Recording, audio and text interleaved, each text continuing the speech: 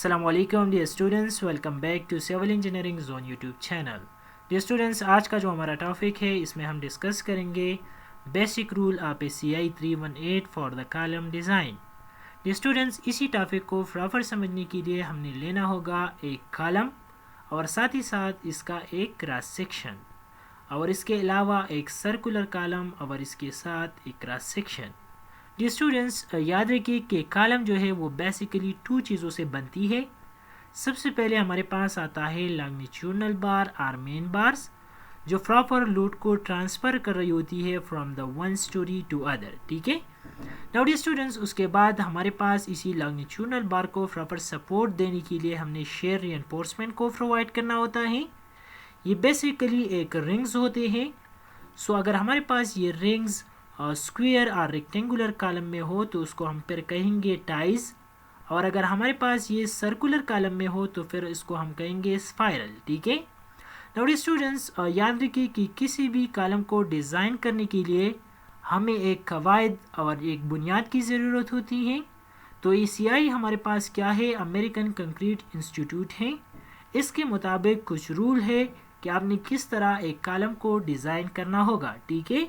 तो आते हैं रूल नंबर फर्स्ट को और स्टडी करते हैं कि लॉन्गिट्यूडनल बार और मेन बार्स को हम किस तरह प्रोवाइड करेंगे। सो नाउ डियर स्टूडेंट्स, हमारे पास जो रूल नंबर फर्स्ट है उसके मुताबिक एरिया ऑफ लॉन्गिट्यूडनल बार हम लेंगे 1 to 8% of the total grass area of the column. ठीक है। डियर स्टूडेंट्स, लेट सपोज हम इसी कॉलम को सेलेक्ट करते हैं। एक की साइड हम लेते हैं 12 इंचेस और दूसरा साइड हम लेते हैं 18 इंचेस।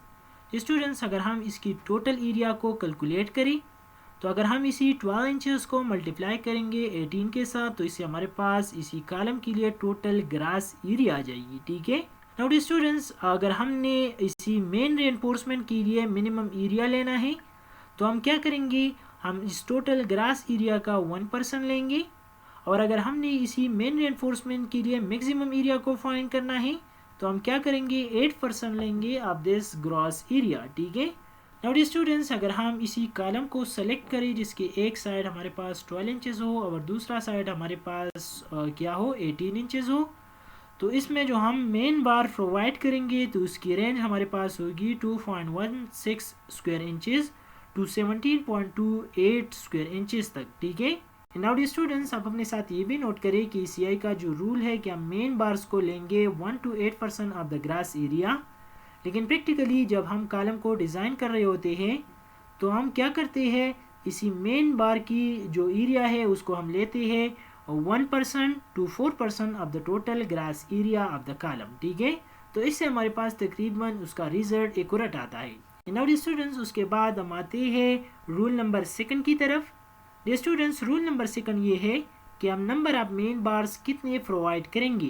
तो डियर स्टूडेंट्स, याद रखिए अगर आपके पास एक कॉलम स्क्वायर टाइप है या वो आपके पास रेक्टेंगुलर टाइप है तो इसी कंडीशन में आप मेन बार्स को लेंगे 4, और सिमिलरली अगर आपके पास सर्कुलर कॉलम है तो मिनिमम नंबर ऑफ बार जो है आप लेंगे 6। ठीक है।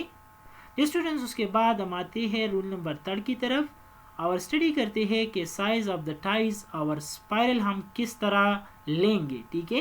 तो स्टूडेंट्स, याद रखिए अगर आपके पास मेन बार की डायमीटर वो नंबर 10 तक है तो आप इसी टाई बार की जो साइज़ है वो नंबर 3 बार तक ले सकते हैं, और अगर आपके पास इस मेन बार की डायमीटर ग्रेटर है नंबर 10 से तो आप इसी कंडीशन में फिर लेंगे number 4 bar for this tie और स्पाइरल। ठीक है।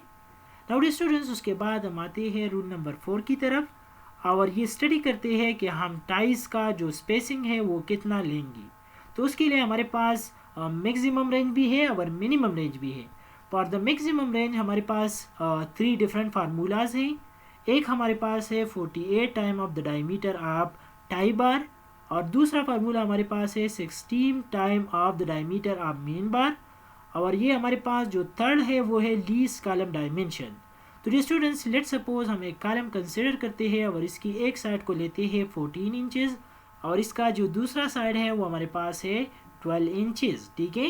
Now dear students, for the maximum spacing सबसे पहले हम 48 को मल्टीप्लाई करेंगे diameter of the tie bar के साथ, उसके बाद हम मल्टीप्लाई करेंगे 16 को डायमीटर ऑफ मेन बार के साथ, और यहाँ पर लीस्ट कॉलम डायमेंशन हमारे पास क्या है, 12 इंचेस है। तो इन तीनों में जो सबसे कम वैल्यू होगी वो हमारे पास maximum spacing for this tie होगी। ठीक है, नाउ स्टूडेंट्स हम आते हैं मिनिमम टाई स्पेसिंग की तरफ। तो dear students, in case of the square or rectangular column, the spacing of this tie should be 1 inches. But dear students, याद रखिए अगर हमारे पास ये कॉलम सर्कुलर है तो इसी कंडीशन में जो स्पेसिंग होगी ऑफ द स्पायरल वो हमारे पास होगी 1 इंचेस से लेके 3 इंचेस तक। ठीक है, नाउ डियर स्टूडेंट्स, उसके बाद हम आते हैं रूल नंबर 5 की तरफ और ये हम स्टडी करते हैं कि spacing of the main bars हम कितना लेंगे।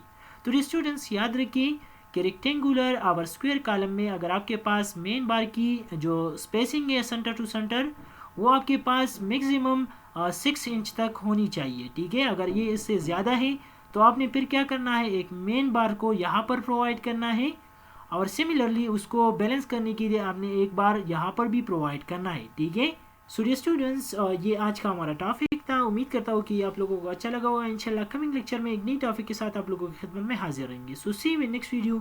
Thanks for watching. अल्लाह हाफिज़।